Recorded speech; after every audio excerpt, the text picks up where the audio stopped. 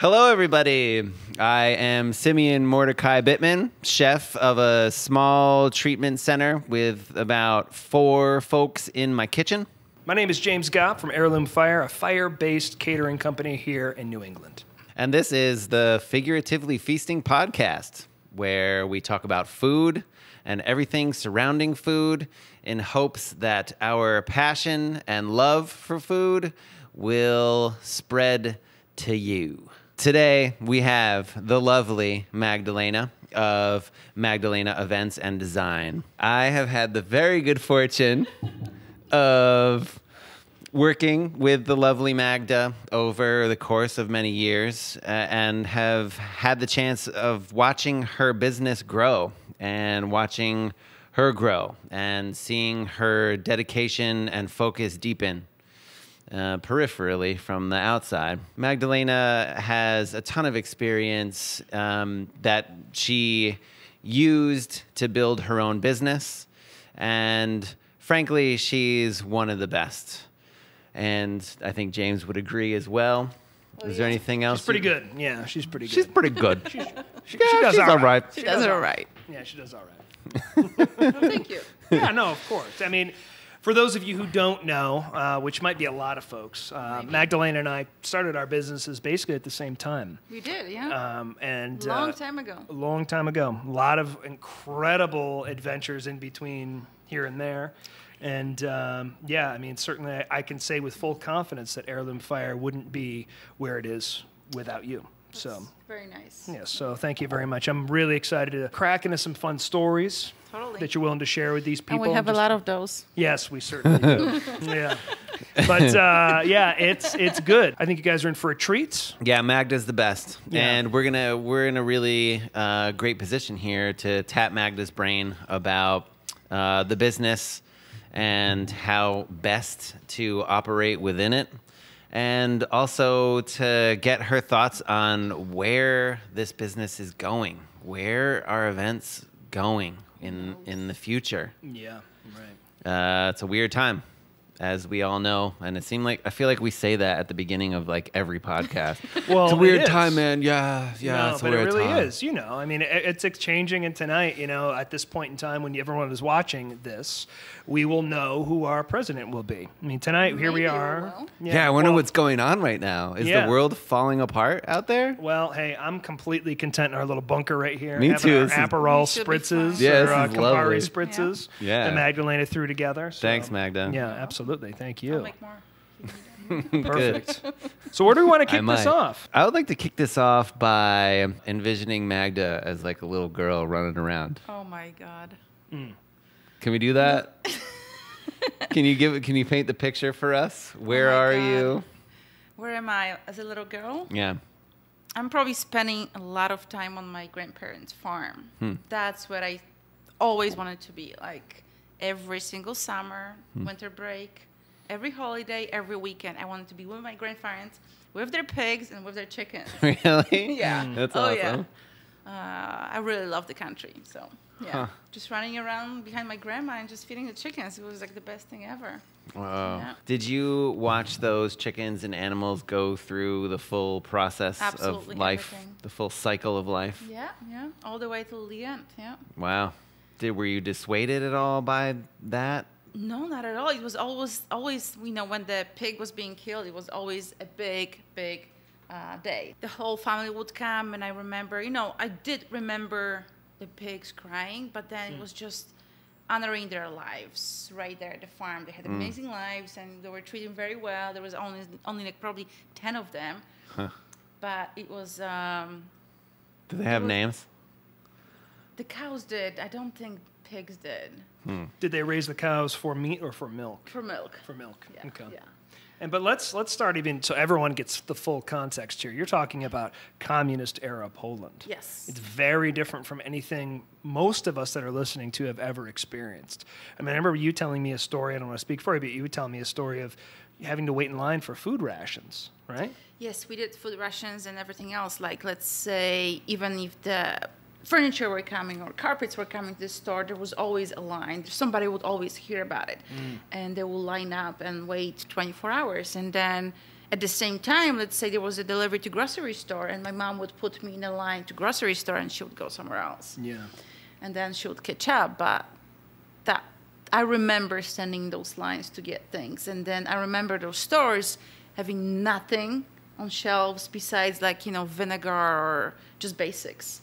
Wow. And I was really grateful and lucky that my grandparents had a farm, so we could have eggs and meat and flour and everything we needed to get. Was that regulated, their farm life? Like there was only a certain amount of animals they could raise or I any don't of that? Or was it remember just like that. if you had your own thing and like you had your I think you your could get things as together? much as you could, I guess, depending on your acreage, I guess. Yeah. Huh. Yeah. Wow. Yeah. Yeah, that's cool. So But- that was sort of the exception to the rule. If you could create a life for yourself that was relatively self-sustaining, Right. Yeah. then you could have as much as you want. True, yeah, but then, you know, like I had we had everything from the farm. The only things we need to buy was like sugar, vinegar, salt, things that my grandparents couldn't produce. Yeah. But then my mom, she was very skilled, and she would make us sweaters. She would make us everything. She was very, how do you say it? Thrifty. Thrifty. Yeah. So Thrifty. she would make everything for us. So we were pretty lucky. Yeah. To have Well, that it's- because there was nothing available. Right. It's very interesting because obviously we're not going through anything like Right. communist era Poland here, but you go to the grocery store at the beginning of COVID, obviously the shortages of toilet paper, flour was a big one. Everyone was learning how to make sourdough bread at the beginning. Yeah. Right. So it's an interesting thing where I think that a lot of people listening that could relate in some degree. Possibly, yes. Not as the extreme, but you know the idea of going to the grocery store. I mean, we're experiencing something we've never experienced and probably thought we never would experience. Exactly, right? So Yeah. weird. Yeah. Was it that sort of overlying pressure of not quite having enough resources or not getting them as easily that eventually You had know- something to do or what? Yeah, What? that was just life. Like, I didn't know any better. I didn't know the Western world. Yeah. So why would I worry? This was our reality. So Yeah. this is how it was. Like, I remember vividly Christmas for me, like, will always be the smell of oranges. Yeah. And nectarines, because that's what we had for Christmas. Wow. That's the only time a year we had oranges. Isn't And that crazy? This Sorry to was interrupt you. always remember me of Christmas, oranges. That's amazing. Yeah, and this is something like, okay, this is Christmas. I will get oranges, and we'll eat walnuts. Yeah. And we'll have a good time, because I didn't know any better. Yeah. I didn't know how other people do it, so this was fun to me. I looked forward to it. Yeah. That's It was awesome. different, yeah. You appreciate as it you more. started getting, you must appreciate it. Like oranges once a year, that's pretty awesome. I mean, because really, that is the best time to get them is in the winter because they're growing Right. somewhere else in the world, of course, Right. but they're delicious. So every Probably winter, from Spain or some, I don't know. Oh, yeah. You guys probably from Spain. yeah, Yeah. right. Yeah. Yeah. So as you started getting older, did you start realizing that there was something like difficult about living there and that you wanted to leave it or It's a great question. It is a like, but I good guess question. not. It doesn't seem like it did. I think at that time I think Germany at that time was the place to be. So if you had some connections with Germany, you could get chocolates or you could get jeans or you could get Barbie dolls. That was the thing, you know? But then everything changed after communism went down and 90s happened. And then we had everything like as everybody else. Maybe not as everybody else, but Yeah. we did have things. Yeah. Yeah, right. Yeah. I distinctly remember when I was younger, every year we used to go to Lake George. There was a lot of these outlets up there, Lake George, New York. And there'd be specifically like a Tommy Hilfiger outlet and be tons of Europeans that would come there. And they were like camp counselors. Yeah. And they would flock to that place because they were saying over where they were, Tommy Hilfiger and Gap and Polo was just ridiculously expensive. Right. So I had to, when I was a teenager, I actually worked at my friend's father's place where he was producing like pickled cucumbers. So I worked all summer to get those Levi's jeans, you know, to buy this Levi's jeans and this like really cool watch that was actually, you know, trending right now. And I worked all summer to get that. So just imagine, you have to work 3 months to get jeans and a watch. Slanging pickles? Yes. Awesome. Were the pickles good? Yeah, it was so good. Really? Yeah. And then we got like blueberries, and we were doing blueberry jams or something, depending on the season. Yeah.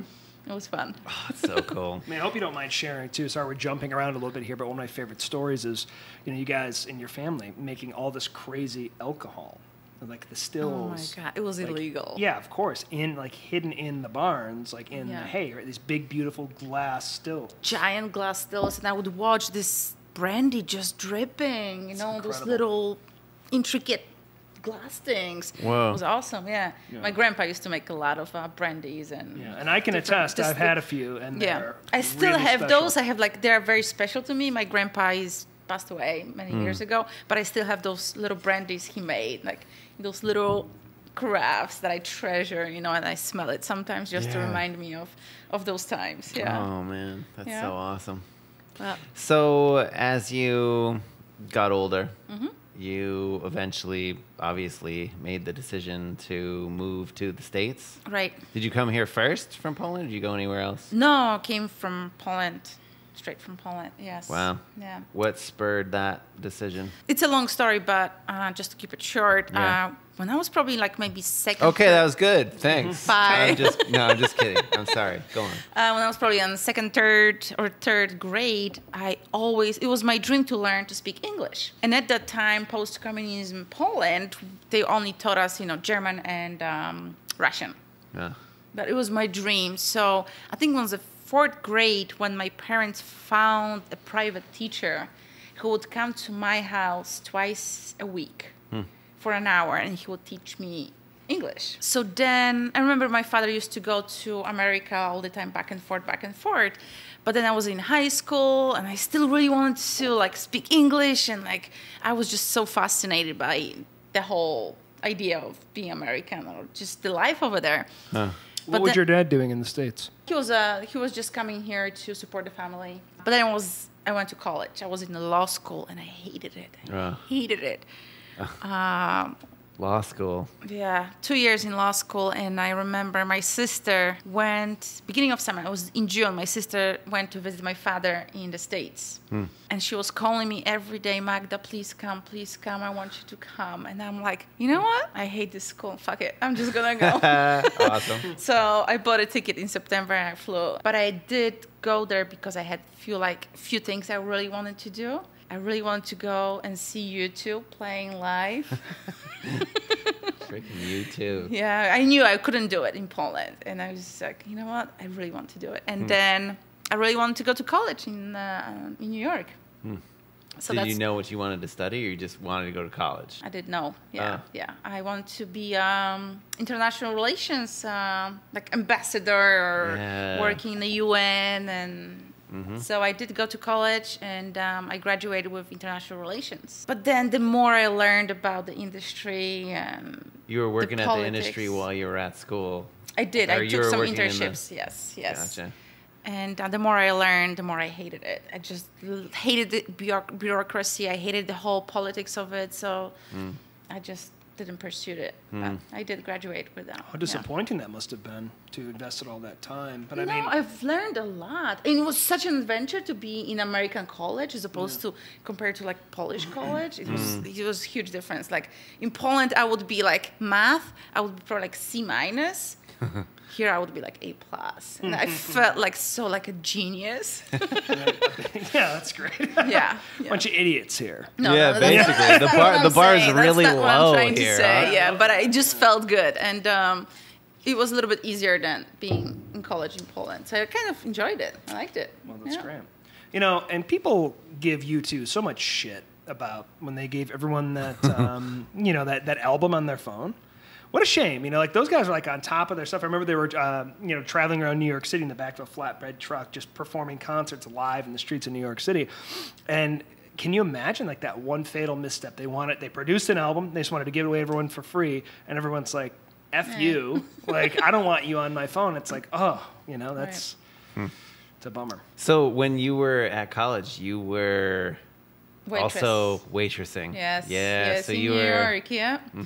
Experienced a lot, seen a lot, learned a lot. Paying your way through school. That's it. I paid my whole college with cash from being a waitress. Yeah. Was that your introduction to the hospitality world, or did you do any of that I would type say of stuff? so, yeah. You didn't do any of that in Poland? No. I wouldn't. It would never cross my mind to be a waitress in Poland. In Poland, it would be a career to be a waitress. It's different than here. Yeah. And just, I mean, take note. Do you hear what she just said? She paid for college in cash from waitressing. So that means studying and working her tail off. I worked. And actually paying for college with that money. I probably worked 60 hours a week and then 20 hours in college. It was insane. I would sleep in a subway. I would fall asleep and wake up in the last station because I just overslept. Oh, seriously. Crazy. I love some of those stories you have too, James, of that when you were going to cooking school. Yeah. Like that hardcore, rigorous schedule you put yourself through. I wish that I had that energy now. Like, could I take a little bottle of that? That's because I think back in that. If I had to do it again right now, I mean, it's hard to say, right? Mind over matter. Yeah. I would do it, yeah, but I mean, even on Sundays, that's the thing is like, I think about after events on Sundays, I'm completely dead to the world. But at that time, we had certain goals, and no matter what, we had to do it. Yeah. It didn't matter. Yeah, I think there's parts of us that just like kick in to get it done, and they'll just stay there until the job is done, and then you can fall apart. Yeah. But exactly. You know what, like being in New York and like being in college, I met so many good people. I would party my ass off all the time. Work hard, play even hard. though I worked so much and I was in college. Sure. And it was just so much fun, probably the best time of my life. And I was exhausted, but I also made a lot of money. You know, I traveled, I paid my college, and it was just like awesome. Wow. Really awesome. Yeah. That's awesome. Yeah. Dang, I don't know. I think that's just an inspiring story. That you just worked that hard and you made sure you had fun. Work hard, play hard. You're still here to tell the story. Here, still alive. Yeah. Right. Somehow. Yeah. Not for a lack of trying. Yeah. So you got out of school. Yes. And then what? Like you just found yourself more. You kept waitressing. You kept that job. No, actually, I was doing my last 6 months for senior. What is it? Yeah, senior. Yeah. Yeah. Mm-hmm. And then I went one time with my friends camping here in the Berkshires, and I met someone. Ah. So I graduated from college. We started dating. So I graduated from college, and then right after it, I moved here to the Berkshires. And I found myself not knowing what to do. Like, I graduated with this degree, and I wanted to do this big thing, and there is nothing here for me to do. Yeah. Nothing. Yeah. So I started a job at local restaurant bartending. Mm-hmm. That's how I got into industry here, basically. Then my manager, he changed the jobs, and he was working at the catering company. And I was fed up with working at the restaurant, so he asked me if I want to come over and do some catering. That's how it all started. Wow. Yeah. That's cool. I wondered how you made that transition. And then I met James. Yes. You came on board for the catering company too, right? Yes. And we started working together. And then I got a full-time job over there, managing front of the house, and you were managing... Managing the kitchen part of it, yeah. We developed a great working relationship, between, we became like sidekicks the whole time. You were leading that front, and I was leading the kitchen events. And we whipped that place into shape. Learned a ton along Oh my the way. God. But there was like nobody to teach us anything. Exactly. We were just on Self-taught. our own, self-taught, and we just learned so much within those 3 years, I think, right? Yep, it's about 3 years, yep. Yeah. Exactly. And isn't it crazy to think about, too? I remember the very first events, not being able to sleep the night before the events. I mean, I just constantly was running through things, running through every possible scenario that could have gone wrong, checking everything off, and then, maybe in the end of the night, getting 1 or 2 hours of sleep. Yeah. Wow. Now I sleep like a baby. Stressful, Yeah. Also, totally awesome when a back of house and a front of house person can connect that way. Like when someone who runs the kitchen and someone who runs the front can connect. We had... Not to mention, like, learn together. Yeah. We got each other's backs all the time, right? Yeah. I mean, was to the point insane. where it was really great because we could actually communicate. And I think we may have touched upon this a little bit, like working in kitchens, but to be able to communicate with somebody without actually having to verbally communicate, you just know each other's body language. You know what needs to do. Like, Heirloom Fire started. I asked you to come and help me staff the front of the house and train my front of the house. And as our businesses were both sort of starting off, we had this symbiotic relationship where you know, I would recommend all my clients to you and vice versa. But way back in the day, like before we even had a space, we would go and do tastings in clients' homes. We would go to the city all the time. Yeah, go to the city. I remember this one specific tasting we did was in Brooklyn. And, you know, the rest of the apartments usually had elevators, or they're in the first floor, second floor. This is in the fifth floor. Yeah, Brought tiny place, and it was in the middle of the summertime, and it was so stuffy.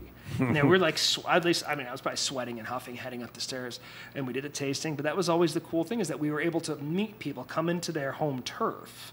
And you would think, in theory, okay, well, this is going to make someone feel uncomfortable going to their kitchen, preparing all this stuff. But we were able to go into their turf and have and produce something beautiful in the middle of their home. It was actually fun, a lot of fun. Very Special and very... very unique. It's very different than... I mean, this is, you know, doing the tastings now are fantastic, but that was a whole other different level. It felt like the early days. You know, I think with a lot of folks out there, if you're, you know, entrepreneurs or business owners, in those first couple of years, enjoy them, because that's when the craziest stories happen. You know, you're kind of running and gunning. You don't know what your profit margins are. You're just kind of hoping you're making money. Then as you start to get into like year 3, it typically happens. You start really cracking into the accounts and looking at, okay, what's making money, what's not. All right, I got to stop doing this. We have to start charging for this. And it's good for business sense, but you start limiting... I find, and I hear it from a lot of the people, you start limiting stories, because so many things happen from the unknown. And some of those times where you may be sacrificing profit, but you're actually getting wonderful, beautiful stories in return. Right. Well, speaking of which, can we just start popcorning out some stories? I want to hear stories. I'll just sit here like a little bystander and just laugh. And yeah, for sure. I mean, is there anything else that you had questions about regarding her catering life? Just finish with that, and then we go to the stories, because that's how everything started. Yeah. Because we were in this catering company, and cool. I found myself being asked all the time by the clients what to do, whom to get, how to get it, what to get, how many. And it's like all those little intricate details that I learned throughout the years, teaching myself, just doing those events. Right. And at that time, I guess there were not as many wedding planners or event planners. Probably not. I mean, I think there probably was, but maybe just not working with that company. I mean, honestly, like when I started there, we were charging they were charging like $80, $90 a head. Crazy. Which is such low money considering what sort of level we were putting out. When I left there, we were charging $200 a head. Yeah. So and not only that, they were doing like 10 events. And when we left, we were able to do it in such a way and build that business where we could take multiple events in one day. Not that that's ideal, and it a lot of times didn't work out, but we could at least take 2 events in one day. We would do like 50 events in a year. So, you know, we helped really grow that thing. And through that, you were learning how to do 50, you know, schedule 50 events a year, which is kind of crazy. But, you know, like I found myself like watching those if there were planners, some planners, or like photographers, caterers, like everybody. I was just like absorbing everything. Sponge, Yes. And then at some point I found myself like, oh my God, I know not everything, but I know the basics. I know enough to help them. Yeah. And I remember, I think the breaking point for me was I asked my boss for a raise at that time. And it was a tough one.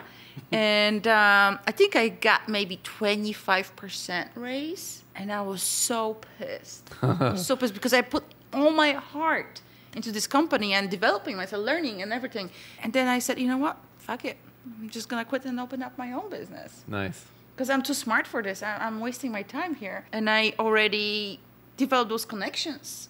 And I know what I'm doing, and I know I'll be good with this. Yeah. And I have a huge history of, you know, like I've learned so much throughout the years. Being in New York City, being in the Berkshires, being everywhere. Right. You even spent some time in England as well. I've spent some time in England. And there's something to be said, too, for knowing your worth, you know. And that was, I think, you know, unfortunately, there's a reason why we're both no longer there, and there's a reason why that business is no longer around. I mean, with the case with any business, as anybody will tell you, especially during COVID times, any business is just a few bad decisions away from being out of business. And you really got to take care of your staff, because at the end of the day, they're the ones that enable you to be able to focus and move in a creative direction. And you can trust them to do their things. And, you know, basically trust them to run your business if they're good. And if they're good, better hold on to them, especially in the Berkshires, because Simeon and I can both tell you the talent pool here is very, very challenging because I think of our close vicinity to New York City and to Boston. But who knows? Fingers crossed. And hopefully we can cultivate more of a scene in this area because there's a lot in this area in the Hudson Valley. Yeah. It's a beautiful location, not just crazy opportunities and busy, grind. Yeah, totally. And there's a lot of talent in upper management and owners, chefs, event planners, people who are doing their own thing. Like James here is a prime example, and so is Magdalena. And is anybody going to say so are you? No. Anyways, and so up here in the upper echelon of folks who are really paving the way and are really passionate about what they're doing, it's here. It's definitely here. And we often need support. We need teams to build and to take good care of. Yeah, absolutely. I mean, it's such a beautiful area. I mean, so many people retire, well, not really retire, but I guess in a weird way, retire out of the city to move here pre-COVID time to raise a family. Yeah. Not only is it a great place to raise a family, it's a great place to live. It's a great place to exist, to create something really special. So, you know, when I first moved here, I felt like even if I'm working all the time, I felt like I'm on vacation because it just feels so different and people are so nice. And it's like everything is so nice. You can go hiking like right outside of your doors. Yeah. And it was so different. And like, every time I had to go and visit my friends in a city, it was tough for me because I wanted to stay here, you know, even though I miss my friends. So I would go for a weekend, but then I was glad to come back because like everything just goes away, you know, all the stress. You go to the city and it's like you immediately put your elbows out because that's how you walk there. Yeah, you know, to get anywhere, and then you have to just like get to spaces, you know. Yeah, you get this like energy, you know, and then you come back and it's like, so nice in here. Definitely. Yeah, it's so funny. It's like that energy in the city is definitely frenetic and throws us off, and it gets you all wound up. Yeah. Also, I've often found that it gives folks the upper hand a little bit when they come to the Berkshires to relocate and to start a business, because you do develop a certain like get up and go kind of ethic of being in the city. Because everybody's moving and everybody's going and people are really focused and it's like really serious business all the time. So if you come here, if you have just like a little piece of that, you can't have too much because then everybody gets upset with you. Yeah. And I think you're just, too much of a bully or whatever. But if you've got that right little balance to just keep pushing and persevere, because you've seen it happen in the city so much that, I don't know, I think it gives you an advantage. I think it does, for sure. And we certainly need more people like that here, I think. I wish we had more young people here in the Berkshires. As do I. And that's something we need to work on here. It needs Just to figure keeping out the why people. it's too expensive. Yeah. It's so expensive to live here. I mean, that's makes it hard for any business to really thrive here. But anyhow, that's a topic for another time. Why don't we crack into a little bit of stories now? Yeah, A little yeah. story time with Magda. Yeah. How do you want to start? I mean, there's so many stories. We could probably do like a reality show of like 10 seasons. Yeah. All the stories. No, seriously. It's like Right. every time there's something, you know? Oh, all right. How about this? Yeah, let's categorize something. How about think of a story that you guys share of an event or a night where things were like going south quickly and think stuff we was both know really why. going down. Well, there's a lot. And you somehow pulled it together. Yeah. And like came together and like pulled it back on track and had the night end up awesome. Yeah, I mean, I think of a lot, but what comes to your mind? Tennessee. Tennessee. Oh. Yeah. Were you there? No, I've just heard stories forever Yeah, about so- it. What are you thinking? What was? I mean, I think of the one we discussed last podcast, Taft Farms. All right, yeah. But tell us about Tennessee.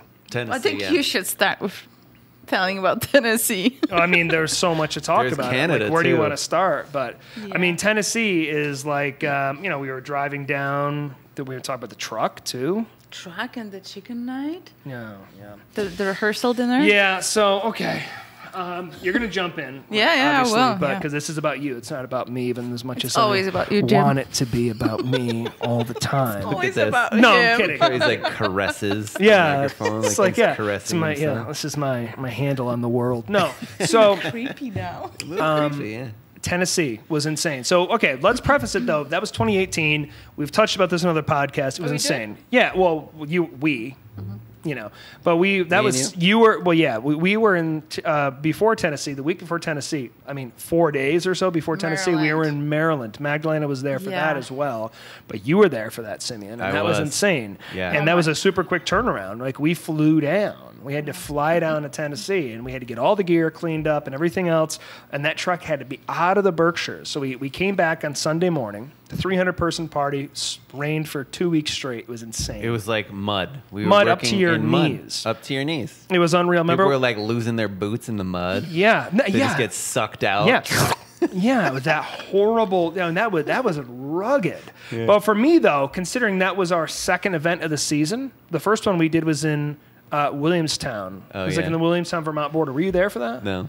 That was cool. Like, boned out a whole small pig and did a porchetta, but left its head on and spun it around a fire basket. Cool. That was super cool. Also rained, but the Tennessee event was the Maryland event was just crazy. So we had to come home on Sunday, and it wasn't that far. I think it was maybe 6 or 8 hours or so. Mm-hmm. We came back. All the gear had to be cleaned up, redid up, packed up, and then taken off. I think on Wednesday is when they had to leave. So they had 1 day off, and they had basically a day and a half to get everything packed back up. They drove down Thursday morning. You came down the second day. No, you didn't come to Tennessee. I'm sorry. No. So we all had to go down on Wednesday. Thursday. Wednesday. Thursday. I think it was Thursday.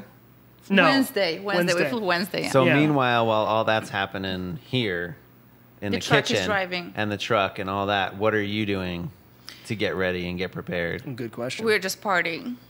You're just partying? No, Are just you kidding, doing just all the kidding. work? No. Okay. Yeah, I think you probably just were packing. We went and get a big van. It's an 12-person van. Well, we got that after we landed in Tennessee. We got up But it's pretty like the early. client hitting you up. God.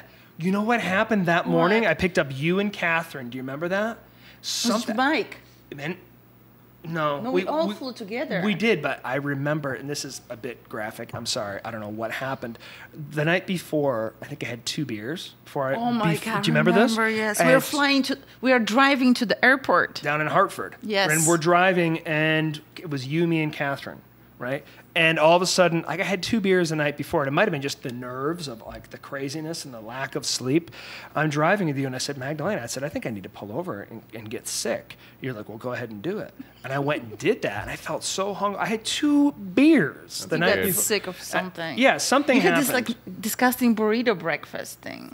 Oh yeah, that's right. Old Cumberland Farms gas station special. Yeah, so that's probably what it was, dude. Yeah, you ate some old sausage. I think so, and it rocked me, dude. So we're getting, we check into the airport. I feel sick all morning, right? And then we're flying in the airplane, and like when you're taking off, I'm like, oh boy, here we go. But thankfully nothing happened. But I remember just putting my hood up and my sunglasses on and just laying there. Mike was like 5 seats ahead of me and took a picture like through the selfie thing. It's like you looked like the Unabomber back there, just like all geared up, just sleeping like that. Oh, I felt so miserable. Yeah, so it was you, me, Townsend, Mike. I think that's it. We all went down early, and we went to the Prince's Fried Chicken. Oh my God! Nice. It's super hot. Really good, right? Yeah, it was really good. After we landed there, we spent the day sort of just laying the ground out, getting all of our food. We get some produce. Yeah, we had to get produce. We lined up first, seafood. Right out of the hotel, right out of the airport. We got our van, and then we lined up where we're eating our seafood from, which was from Husk. And who's talking to clients at this point? Is there like a lot of back and forth still with clients, or is it pretty much done at that point? This was a different wedding planner. Thankfully, Magdalena has been very gracious when we do big events because of our working relationship to come along and sort of be that conduit between the planner and us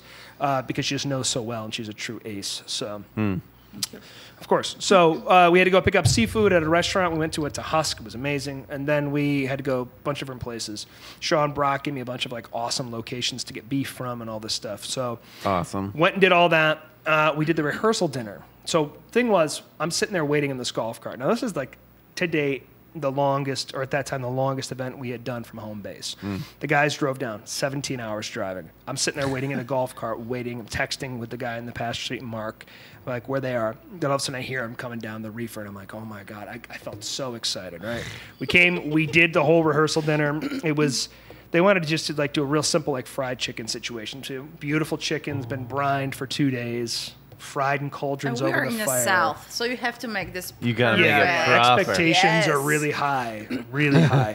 And the location for the dinner is actually in the other property, which was kind of strange.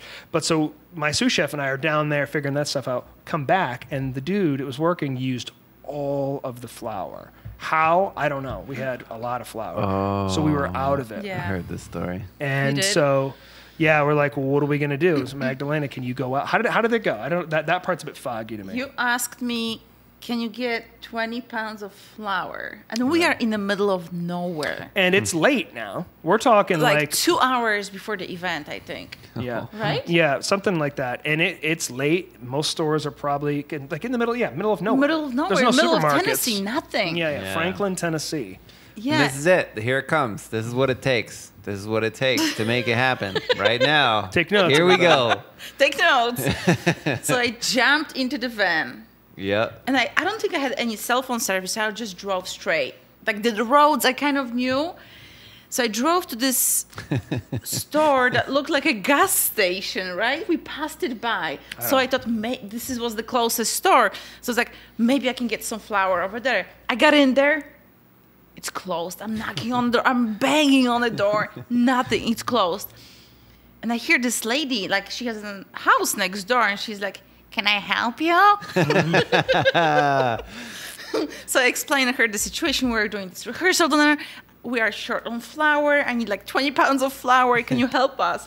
And she's like, well, I wish I could help you, but I actually need some flour as well. But if you drive straight for 2 miles, then take a right across the bridge, take a left, and she gave me all this I'm like, oh my God, how am I going to remember this?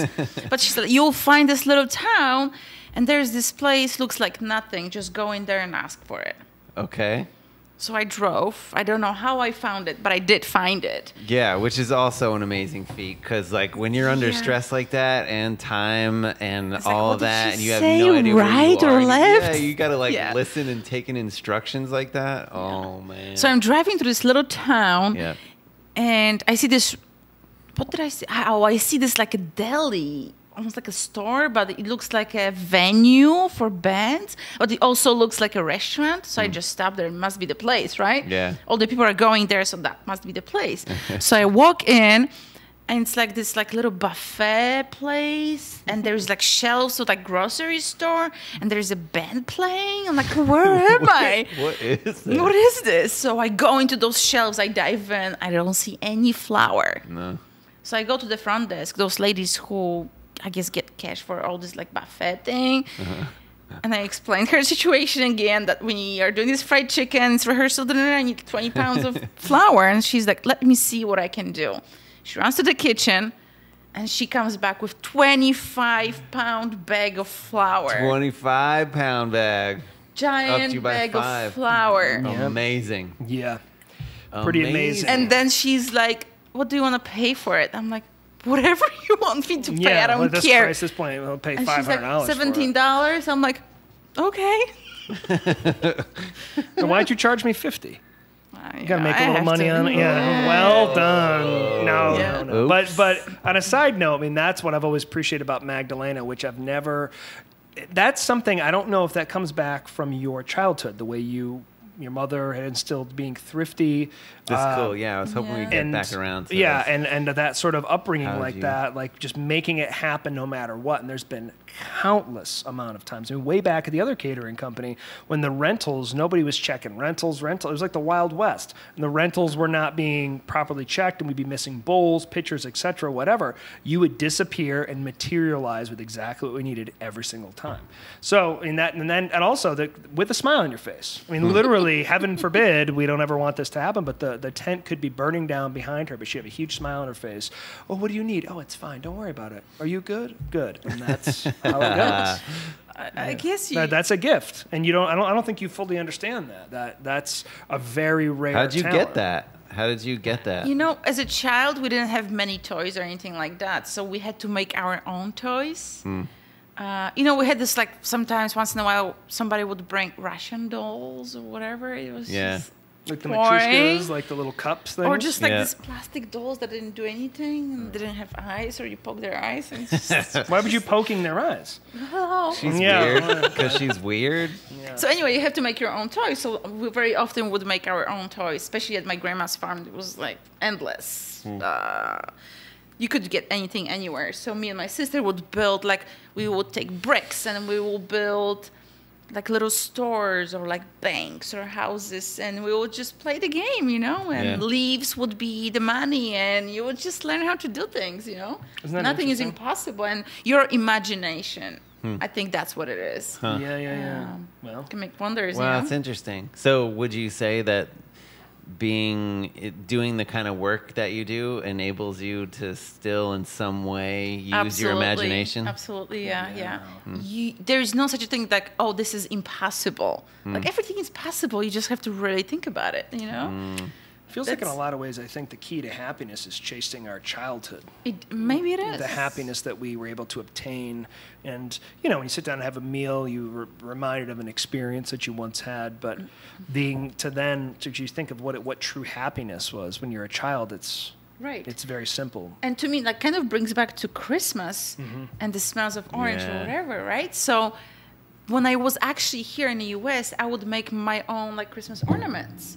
I would dehydrate, like, pomegranates and oranges and cinnamon. I would create those awesome, like, arrangements. And maybe that's how, you know, like, kind of I could bring that memory and that childhood and those smells and the memories back and That's just awesome. create something cool and awesome. So it's also kind of like Citizen Kane. You familiar with that? Yeah. Rosebud? Yeah. The sleigh. You familiar with that? Yeah. Yeah, it's probably like that. And you remember that one time I was making those wreaths and I was selling them Great Barrington Christmas market. And you came by one time by accident. Yeah. Or you planned, I don't know. Yeah. But I was selling those Christmas wreaths and with like dried slices. And yes, and my mom taught me how to do those. And I would have like cinnamon sticks and lots of oranges and other like little props that I would just gather or forage. Nothing was bought. Now you also build a lot of your own props for your work too, right? Yeah. I remember there was an event. Well, there's one piece of equipment that's still in a chest of stuff that we take out every time we're setting up charcuterie boards That's been like for 6 the years. events. Yeah, it was from It's the like very the first. birch. Yeah, that was from the very first heirloom fire event, the very first one. And so, a little history lesson on that as well. I've told the story about how I had Lyme disease and how my cousin and I built the whole company in basically 5 days. But also, Magdalena helped me out with that, where she was literally sewing tablecloths, building props. I mean, it's a bunch of like a little stack of shellacked birch logs with some sort of fiber rope running through it. And that's survived for 6 years, and it gets used. Yeah, it gets banged around too. Good. Yeah, it does look good. It's holding together. And there was an event where you made it was kind of like a cement bowl for one of the courses. Yeah, busted those out of nowhere. That was and I have that at my house still, I do and too. it holds water really well. You threw away so many of them from that event. It was silly. No, I kept them. I kept a lot. I give Trying away to a lot. forget. I'm just kidding. But I create those cement bowls where we kept our hidden dumplings. props. on the table. Yeah. And then I create those like little cement bowls because it was cement mine. It was a cave. Yep. So I would kind of try to get to that history of it. So part of the table layout, table decor was those cement props. Yeah. To pay homage, Yes. Yeah, that's so a fun cool. thing. So all the rest of the ticketed dinners generally work with Magdalena on those, and that gives us, I have the sort of control of the food and the experience like that, but Magdalena has her own vision of how she wants the design to be, tablescapes. But And sometimes we come and brainstorm on menu and like Yep, things. exactly. Yeah, that's what I really was getting want- to, is yeah. that we'll usually all sit down and have ideas, and you'll add something to the conversation Yeah. where... Usually we go on like a long hikes and we just, I think the nature does therapeutic, it for yeah, us. for sure. Yeah. And then we come up with those crazy ideas because we see something and there was like, bing, what about this, right? Often Yes. It happened so many times. Yes, and there's so many beautiful spots. I mean, like Ashentilly Gardens. Yeah. Like, that would have been great to do something Yeah. up there, perhaps down the road. But One yeah, day. One day. What was the most challenging experience you had? Oh boy, that's a tough one. And there's a lot to pick from, but... Yeah, there's a lot of stories probably, but you know what? The first ever event, first ever like on my own, was at a wedding at Norman Rockwell Museum. Oh, yeah. The couple, the bride and groom, they had a history of like they had a little like a summer cottage at the Stockbridge Pool. Okay. And it was like a little community of little cottages. Yeah. So that's where they wanted to do their ceremony. And then we would bus everyone to Norman Rockwell. Uh-oh. Yeah. Yeah. What's wrong with Norman Rockwell? No. You see where it's going, the most difficult? Yeah. What? You don't know it. I do know it, Okay. because I was doing an event that day as well. Are you doing? Yeah, I was with Sean, and I suffered the same fate, but you tell yours. Suffered the same fate. Ugh. So, the ceremony was supposed to be 4 o'clock. I'm looking at the radar, and it shows like 100% storm, like huge storm. The groom doesn't want to hear it. He's like, it's not gonna rain. Just I ignore believe it's not gonna rain. I'm Yes. like, it's gonna rain. I'm like holding the radar. It's gonna rain, and he's like, no, it's not gonna rain. Okay. So I'm trying to convince my, I think it was harpist or the violin player. She doesn't even want to put out her equipment because it will just like get destroyed Sure. Yeah. with the humidity and the rain. And my lighting person is like showing me the radar. So I was like, this is not gonna happen. I'm like, I know, but I can't convince the groom. And he still believes we can do it. Wow. Okay. Meantime, I know it's not gonna happen, and we are gonna get hit like, right at 4 o'clock. And I can't convince him. I know he'll finally, say like, we have to do something. So meantime, I called Norman Rockwell and said like, please take all the tables, push all the tables that we are set up on the patio under the tent for the ceremony. Push them however you can, and put all the chairs right in the front. Okay. 4 o'clock comes in. Bam. Gets dark, really dark. And guess what? Yeah. It didn't rain. Yeah, right. And actually 10 minutes before, I sent someone to Red Lion Inn to pick up some umbrellas. But I had those like 2 or 3 school buses, and this is this like little lake community. So they all parked somewhere, and I don't know where they are. There's no cell phone service. So I know it's gonna rain, like it's gonna hit us in a minute. And it did just like hit us hard. So all those guests standing on that beach waiting for a ceremony, they had to run to the woods just to get some cover because the umbrellas didn't come yet. Oh, man. And meantime, I'm running and trying to find those buses. Just in those little streets, I'm trying to find those buses to put all those guests in those buses so they don't get soaking wet. I did find them. They kind of came in, and all the guests went to those buses. Oof. Yeah, we had to like cancel the ceremony, but I told the groom, I have a plan B. We're gonna do it in Norman Rockwell on the terrace. Everything is ready. Just relax. And I called the bride. It's gonna be fine. So I'm trying. I'm driving. I'm trying to beat them, right? Yeah, yeah. To the Norman Rockwell. Yeah, I bet you are. And I got there, and it's a nightmare. The whole terrace is flooded. Oh, They my all put the stairs, the chairs, but we have probably a feet of water on the terrace, just pouring from the tent inside the terrace. And I see all those people shoveling the water out of it because that little thing that's in the middle of the drainage couldn't take so much water. Yeah. So I just jump in there, and we all shoveling the water out. I told the staff to like hold the freaking buses. pirates I called on the the buses. I called the Yeah. buses. Can you take like a detour, like a scenic route or something? Can you just come like slower? So we are shoveling the water, trying to dry everything. That's Yeah, so the buses came finally. All the guests rushed into the museum, so we kind of let them go through the galleries a little bit. nice. While we just like tried to dry everything out and equipment and everything else, it was just horrible. We finally did it. And then, so we had the ceremony. I think it was unplugged because it was so dangerous to have all the electricity. Yeah. So then all the guests went to the cocktail hour in the galleries again. Just touring the galleries for an hour and a half, and we are trying to dry all the linen, glasses, Oh my everything God. else, chairs. And it was just put everything together. Yeah. So we had a great team. We did it.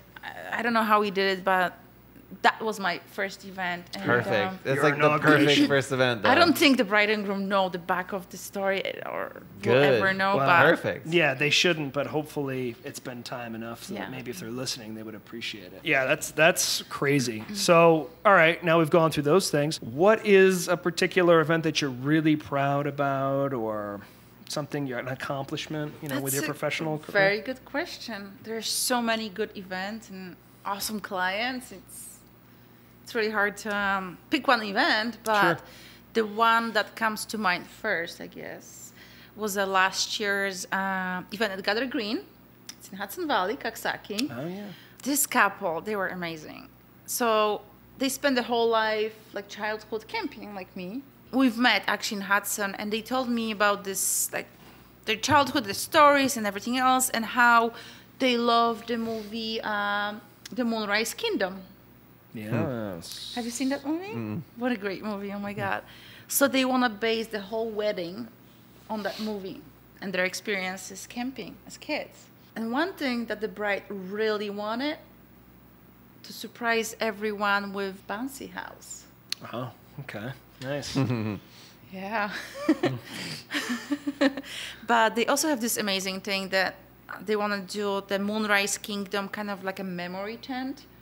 In that tent, they want to portray their whole childhood, all the people who passed away, all their memories, everything you can gather in that little tent. That's a cool idea. Yeah, we went to Brainfield. I think you were new at that time, and we went to Brainfield, and I went just specifically to get preps for that Oh, yeah. event. Yeah. And I get this You little, were really excited about that Yeah. event for a while. Yeah. because I watched that movie like a couple of times, and I was obsessed with that movie. It was so good.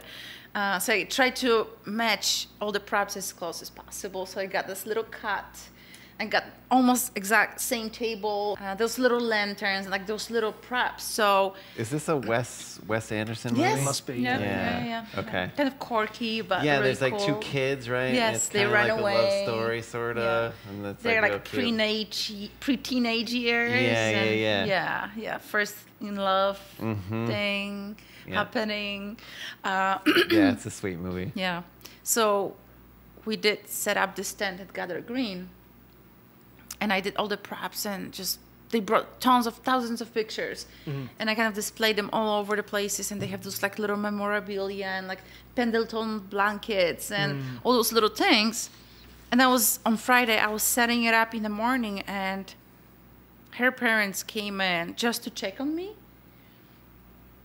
And they came in and they burst into tears. Oh. And I left. I had to You were leave like- the tent. I didn't even finish, but they were so emotional. They felt like was like, oh my God, this is what she wanted, and Wow. this is totally like this is incredible. Nailed Like it. all the memories, even like the shelves and the chairs, everything we rented, the rugs was supposed to remember like their parents, grandparents, their families, and also that movie. Yeah. That's pretty awesome. So in the main, Did you stay in budget to doing that too? I don't think there was a budget.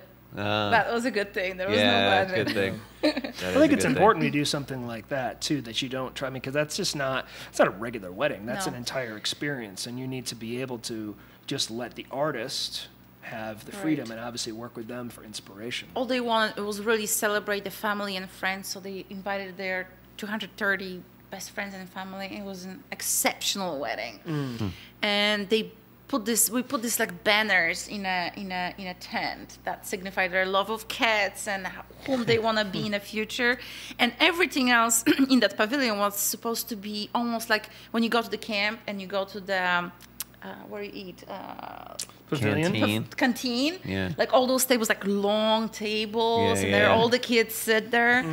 That's what you set up. Oh, that's And we had awesome. those like really cool mid-century plates we found, and all those glasses. That was like 1950s wedding. Yeah. It was Yeah. insane. Yeah. So we had this ceremony at a quarry, which was like a little bit further away from the pavilion. So Yeah. we dropped off all the shuttles, dropped off all the guests at the quarry.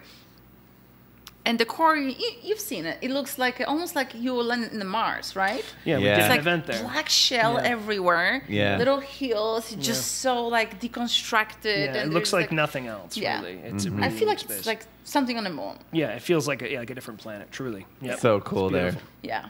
So we had like little truck with beverages and just like a mid-century like little props for them. So the ceremony started. We did the ceremony, and then after ceremony, everybody went to the cocktail hour. Meantime, all the other vendors that were supposed to be a surprise came into that quarry, and we transformed the whole quarry into something different. We put that bouncy house. We put like big screen projector and Wow. screen with like this little movie. Wow. We had like huge bonfire. We had like all sorts of things over there. Wow. This is like next level Yeah. wedding. Yeah. Yeah. It was. Dang. It was incredible. I'll remember this wedding until the rest of my life. It was just so Yeah. insane and Wow. so beautiful. Yeah. I've seen some of the pictures. I mean, Yeah. Shalice Michael. Yeah. Yeah, really great. Yeah. Yeah, that's really fantastic. So, one final question. So you sort of stumbled upon this career. It kind Yeah. of happened naturally. Yes, right, Yeah. exactly, but not intentionally. It just sort of No, just no. came upon. It's like you didn't end up focusing on what you went to school for. What do you love most about being a wedding planner? Like, what is that? I mean, what is it? Why? Because we all know, and especially speaking to the folks out there that are in the event industry, it's a tremendous amount of work. I mean, Yes. and it's like even from somebody that is a wedding planner to someone that's even a server. I mean, they're long hours, and that's just one day for those types of people. You have a lot of work involved. People Right. juggling many people's personalities, temperaments. Sometimes it's 2 years of juggling that Yeah. and just dancing with the psychology of those people and their parents and their siblings and everybody else. It's taxing on many levels. And so what is it that for you that feeds you to make you want to continue to do this? Like what, because there has to be some return, something must be feeding you. And I don't want a boilerplate answer. I want like something genuine here. So I think because you connect with those people and totally get it at some point, it takes a while to get it and connect and click. But once you do, it makes the whole difference. And Yeah, then right. everything is easy. it's like they trust you. They know that you get the vision. Yeah, and then they will tell, because I don't really do traditional weddings. I don't do boilerplate cookie cutter weddings. I just don't. I don't do it. There's nothing wrong with them, but I just don't do it. It's not your style. Not my style. And the weddings I do, I try to learn about the couple and make that event truly them, that expresses them. Yes. Not necessarily traditional wedding. And Right. That's Just it's some- yeah, personalized. It very means personalized. something. See, it's very special. And then let's say they will tell me they're like, I don't know, wildflowers. And then we connect those wildflowers or the love of cows or something else into that design or whom they are. Yes. And then it makes it even more special, whether it's like a menu design or escort cards or something on the table. That's everybody was like, oh, that's them. That's totally them. I want to know that about them and then execute it the day of. Yeah. And when I see it the day of and everything is coming to life and you see the happiness and everybody is just like, totally makes sense. And then you see that on their faces, the couple's faces, and it's just the most incredible feeling. And then towards the end of the night, you see how everything, goes, well, they probably think everything went down, like as it's supposed to, according to the plan. Never does. Yeah. At the end of the night, when you see everything just like come to an end, And that's the moment, that's the most rewarding moment when they give you that big hug. Oh. And look in your eyes and they'll tell you, like, we couldn't have done it without you. Yeah. It's beautiful. You've seen it too. Yes. You know that feeling you can't compare to anything. No, And that's the reason what it is. It's like the ultimate It's not even payoff. about the money or anything. No. It's just that moment sometimes, that day, or that thing is like, oh my God, you totally got our vision. Even if you present them the mood board, it's like, you totally got it. And it's just like, yes. Yes. That's what I do it. Right on. Release Yeah, of- that's Yeah. great. Yeah, you just totally came to life as you were describing. 100%. Oh yeah, totally. I mean, like, that was actually. I was alright, going to that tell was you that it. off camera, but yeah, I mean, you huge, all smiles, looking back and forth. Yeah. So you can tell, folks, that's what being Because genuine sometimes looks like. You it's a know. long road to get to that point because you can't get them, and it's just like you try to figure it out, like how to communicate with them. What do they want? What do they desire? Besides what your mom desires from that wedding because she's paying, or like all those little things. Yeah, how do you work with that? Yeah, how do you yeah. work around all that? So many different dynamics. yeah. That's a whole other skill set. Yeah, Yeah. for sure. You have to have your nerves made of steel, or how they say it. That's Yeah, what they say. nerves Pretty of close. steel. Good enough. Yeah. So now talking about a whole other different set of skills. COVID. COVID. Oh Yeah, my how God, are you that's- going to use your creativity to Man. adapt into this We new did time? few weddings this year, and we tried to come up with some creative things to, to obey all the rules and state and make sure that everybody's safe. Yeah. It wasn't easy, but the first wedding we did was the micro wedding in June. That was, I think, right after we got all those restrictions. We were able to do 10 people, I think, at a wedding. We did this absolutely amazing micro wedding. Cool. We had 150 people on Zoom, 10 people at the wedding. Nice. But all those people on Zoom were part of the wedding. I think the ceremony was about 1 hour, but the portion of it was like 7 blessings in Jewish tradition ceremony. So those people were part of that 7 blessings on Smart. Zoom, so everybody else could see it. And then we kind of tied into all the toasts and speeches, and that was just absolutely incredible. I had tears in my eyes every 5 minutes when I was just like sitting there and just witnessing it and making sure everybody's plugged in at the same time. It was just really intricate. Yeah. We ran it like a few times, but it was just so absolutely rewarding to see it at the end. It's just insane, yeah. But coming back to your question, so sometimes you do have to get creative. And that June wedding was like the first wedding where we had to like really brainstorm how we can do it. Right. We did a couple more weddings, but it's really hard to predict what's going to happen next year. So this No. season was pretty much a wash. You did maybe Yeah. 3. I think I did 4, maybe, yeah. A And couple then- of them was this year's, and 2 or 3 were like new ones, like micro weddings, just like a last minute, So what does the future look like, in your opinion? What does spring 2021 look like? Very good question, and I have no answer for it. I don't know. It's Yeah. really hard to predict. I don't think my gut tells me spring weddings won't happen. If they do, it will be still restricted to whatever restrictions we have right now. It's not gonna get better, even if I don't know. I'm not gonna say it's not gonna get better. I'm sure it's gonna get better, but even if we have vaccine, Yeah. who will be able to take it? Who will take it? Yeah. More importantly is who will take it. Who will won't. take it? Will we still have restrictions? What will states do? Like, we don't know. Yeah. And right now, I have a couple of weddings in June that are 250 plus. Yeah. And I already had those conversations with them. Like, please create list A, B, and C, and invite.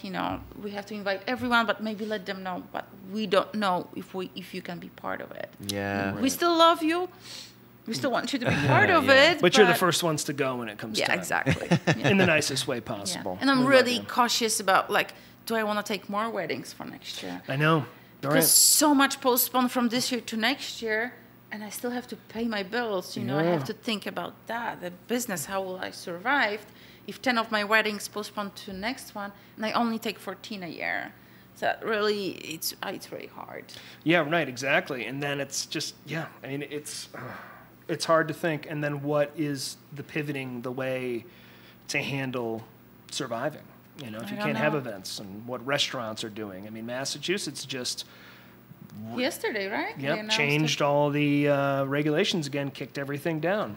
25 people in outdoor gatherings. Yeah. And how many people inside? Did you see what that? I don't know, think inside, it's like 10 people maybe. yeah, I'm not 100% on that, folks. 10 Sorry. inside, yeah.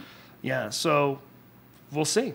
We'll see, and it's just we'll figure it out. Yeah. In the meantime, we just kind of deal with things day by day. But you know what? I think people went crazy about micro weddings. They found they saw a different way. See, I think we talked about it. Yeah, this is interesting to me because it was something that was kind of taking off or starting to catch on before COVID hit, right? Yeah. And it turned out that it kind of turned out to be a good format for weddings. Yeah, I think a lot of people went really crazy about micro weddings because some of them may be shy, some of them don't want to, deal with their family, or some of them just want to have like really nice, intimate wedding, something that it's really meaningful. Yeah. And I think it's kicking off right now because pre-COVID, I was getting those inquiries for like 250, 300 per-person weddings. And right now I'm getting 50-person wedding or less. Yeah. So I think people realizing might not be able to have bigger weddings, but they also understand, you know what? That's totally fine. Yeah. We can have our closest friends and family. We can still do it. We can still start a family, get married, start family, and still can be incredible and intimate and really nice. Yeah. And it's really inspiring because sometimes I feel like those big weddings, they lose their meaning, like what the relationship should be, this marriage celebration should be, because everybody wants to put up a show. I see the value in both. Definitely it goes Yes. back to, we've talked about this being introverts. An introvert is generally going to want a smaller party, Right. where there are some folks that want to have everybody Giant they've party. And ever there's nothing met. wrong And there's with nothing that. wrong with that. No, absolutely. So I just want to make sure we're And not I taking love it away those from that. parties. Yeah. I love those big parties. They're so exciting and there's Yes. so much cool energy in there. I Totally, love it. Totally. Yeah. But there is something also special about the smaller It events, is, yeah. for sure, in a different way. So I wouldn't feel bad at, like if those couples have to scale it down, that's totally fine. And you can still make it special and really different Yeah. and intimate, and people will remember it. Yeah. And you'll remember it, and you'll feel it differently, as if you were in front of 200 people Absolutely. and Yeah. perform, Yeah, It's different. absolutely. Yeah, it's it a feels different like energy. another cool way Yeah. to channel creativity. Yeah. So Of no like- matter what, it's going to be amazing, fabulous, and Yeah. it's going to be great. Fantastic. Yeah. Well, Magdalena, I want to that's thank you cool. so much for your Oh, you're time. very welcome. This was really great for you to come and spend I could talk the about evening. it all the time. I know, obviously, you could. Well, I know. Hey, I feel like we just scratched the surface. Absolutely. There's so much to be told, and I hope you'll join us again at some I would point in love to, time. But yeah. why don't you tell the lovely folks out here some of your social media contacts, your website, all that stuff, so they know where to find you. Website is magdalenaevents.com. And Instagram, Magdalena_events. You can probably find me on Yeah. James's Instagram. We do, yeah. Lots of work together. Yes. Yeah, there's lots of stuff to be Because seen. there's one thing, like if you work with someone so many times, you develop this trust, and you work with so many vendors. So important. It's really important because you know what to expect. Some couples may be shy in front of the camera. Then you know what photographer to get them. You know Sure. someone who make them laugh and Yeah, comfortable. yeah. So Yeah. you develop those teams that you really love to work with, and you Yeah. have great experience, and you just know. In a way, I sort of envy you in that way, because you're creating the perfect team each time, like you're putting together a sports team. But that team is directed towards the client. Exactly. Maybe they don't like the lush flowers and they like more organic, so I know what flowers to get them. Absolutely. And I already work with them, and I know what to expect and know what the pricings to expect. Absolutely. And what kind of vibe they want to develop. It's just Where do you all- know what to expect if you hire Heirloom Fire and have James? Yes. I hesitated because I want to say something funny. I know that's kind of what I was hoping for. Joke's on you. I'm the one who edits this thing, so. Ah, damn it. We'll dispute it. We'll comment on the thing. Yeah, nice. Nice. You guys should totally head over, check out Magdalena's website, check out her Instagram. So many beautiful, inspiring things out thank there. you. Absolutely. Fantastic. Totally. You can definitely get a sense of Magdalena's passion and love for what she does on her social media and on her website. Absolutely. Yeah, absolutely. Yeah, fantastic. And Simeon, to let the people in who to your life through social media that don't know already. Chef Simeon, that's my Instagram handle. And you can also find me on some little cameo videos on YouTube. If you type in Chef Simeon, you might find something funny. here or there. He's funny. Very talented. If you guys have ever heard the little beatboxing at the end of the videos, that is Simeon. He had a former life and still maintains all those talents. I've seen it. Yeah, absolutely. Just earlier today, we were doing the sound check. Yeah. And of course, my name is James Gopp. My Instagram handle's at heirloomfire, website www.heirloomfire.com, and my personal Instagram handle is at Chef James Gopp. Thank you all for tuning in this evening, and we'll see you the next time on Figuratively Feasting. Bye-bye. Bye.